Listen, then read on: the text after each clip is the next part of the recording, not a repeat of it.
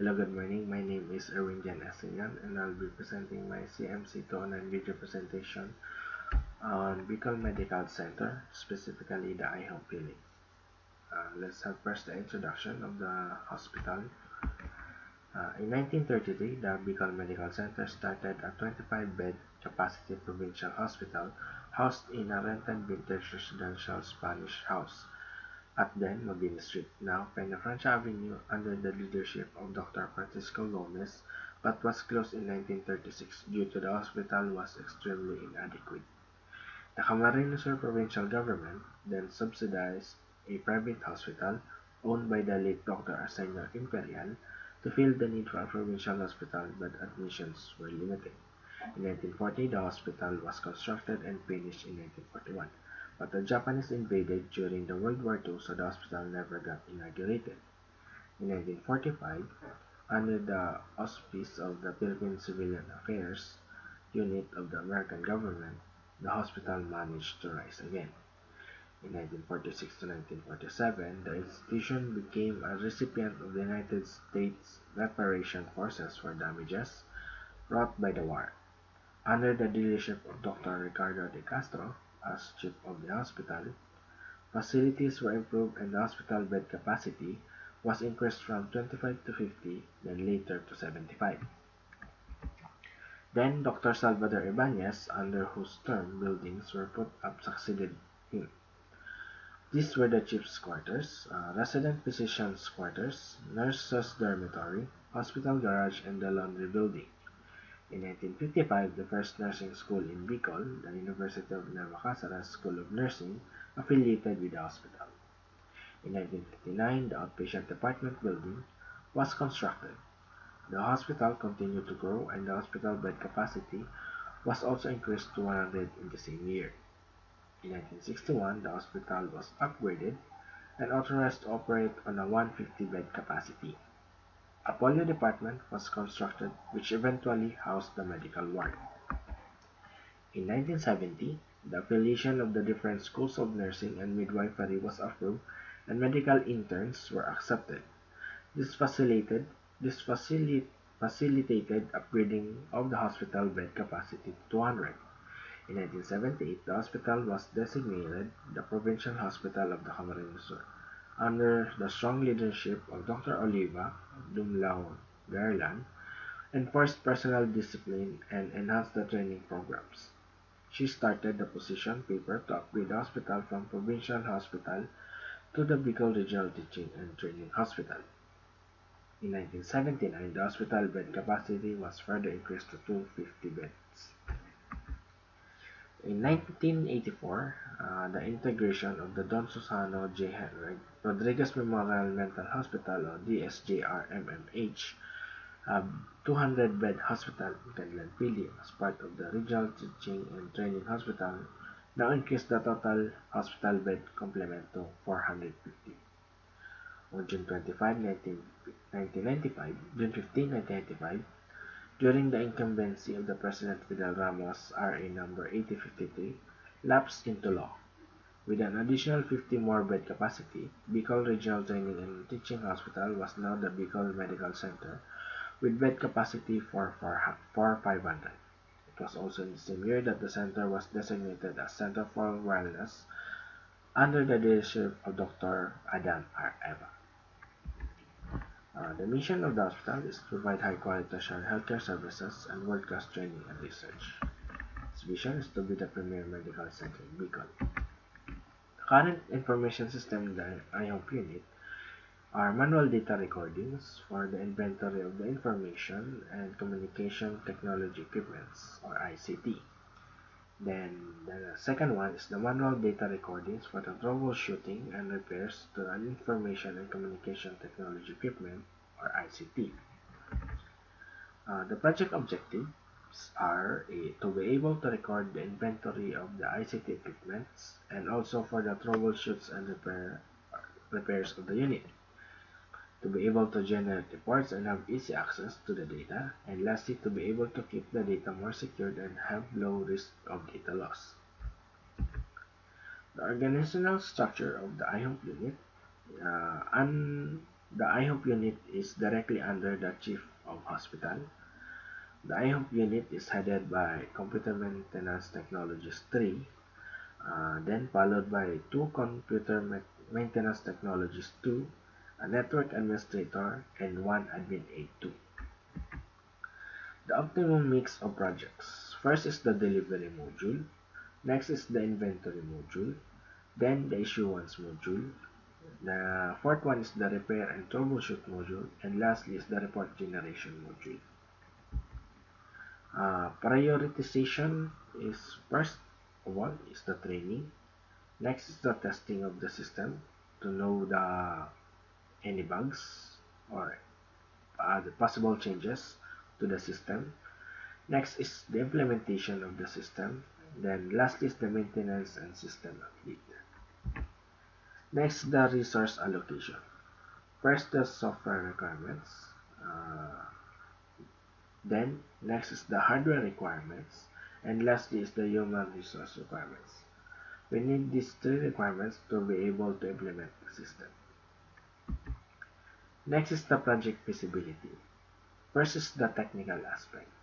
In the technical aspect, it is feasible since the hardware, the software, and the human resources are already available in the hospital.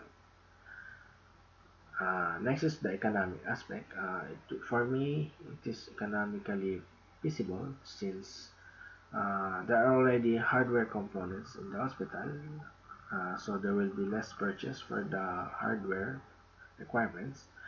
And in the long term, there will be less paper usage since the data will be kept in a database. The third aspect is the operational aspect. Operational aspect is also easy to implement since the users who will handle the system know the manual process, so they can easily follow the system flow of the computerized system, and they are computer literate. Then the last aspect is the schedule aspect. In the schedule aspect, it will take a bit longer of time since the one that will be developing the system are from the IHOP unit, while performing its other duties like maintaining the current hospital system and also maintaining the computer hardware of the different offices and wards. The process model I chose is the waterfall model because it is the one that is near to the system that I will be creating. First is the requirement for analysis. So we have to analyze first the process of the system. Then after we analyze it, we make the system design. Then after we finish the system design, we implement the system. Then during implementation, we test the system for any bugs or any changes to the system that the user might like. Then once the testing is over, we deploy the system to the different hardware or workstations. Then we perform maintenance of the system, like system update,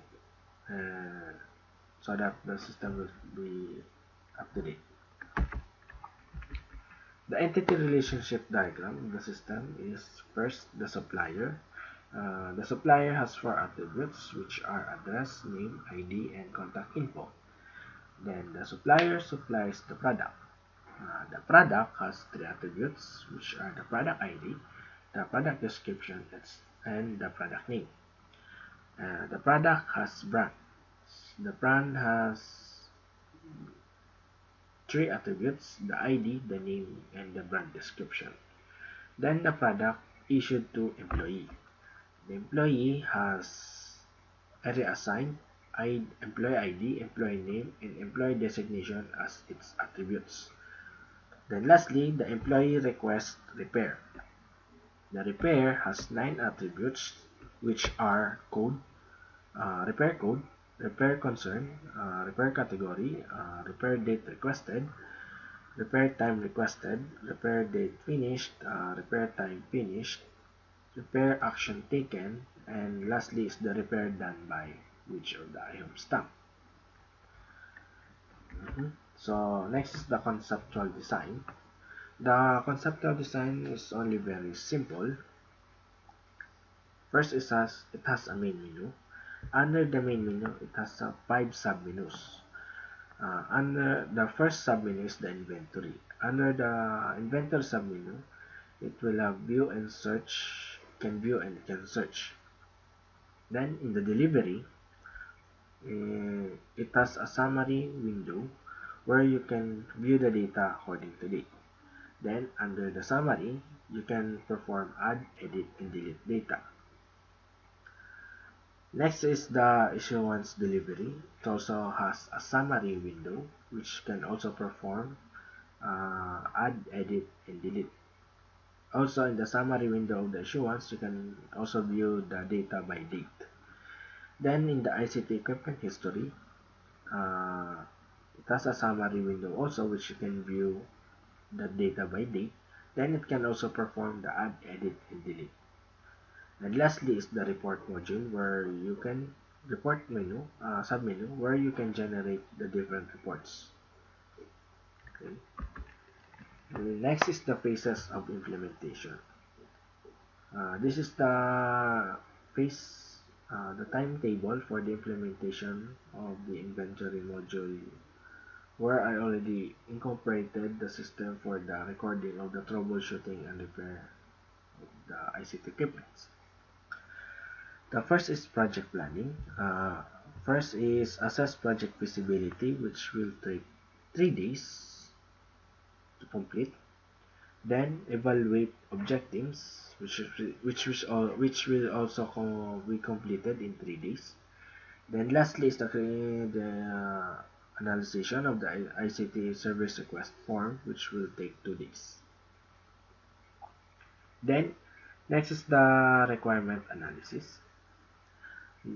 Under it is the list of project requirements, which will take 5 days to complete. Then meeting with management and presentation and prioritization, which will take 1 day each to complete. Then under the system design, first is the additional hardware acquisition, 14 days to complete if there will be any additional hardware to be bought. Then next is the database and interface design of the system, which will take 15 days to complete. And then next is the programming and interface creation, which will take 25 days to complete. Then the database system creation, which will take 20 days to complete. And lastly, the report system creation, which will take 10 days to complete. Then next is the systems training. The first is the end user orientation and training, which will take 2 days to complete. And lastly is the user testing, which will take only 1 day to complete. Then last aspect is the maintenance. The first is the deployment, which will take 2 days of deployment. Then the post implementation, which will be continual. My future plans for the MIS is first is to gradually develop the system. As I have said earlier, the iHome unit is the one that will be creating the system, and as of now, the iHome stamp are few in uh, first in terms of quantity, since there are only 5 of them, and they are catering the whole hospital in maintaining the system and maintenance of the computer. So it will take time to fully finish the development of the system. Then perform testing of the system to check for any bugs. Of course, we have to very carefully to check the system for any bugs that can be found by the user, since the programmer knows the way around the system. So possible it cannot uh, check all of the bugs. So we need to test the system using the user. And next is to maintain and update the system. Of course, we will continue to update so that the system will be up to date and keep on running. So thank you. That is my MIS plan video presentation. God bless.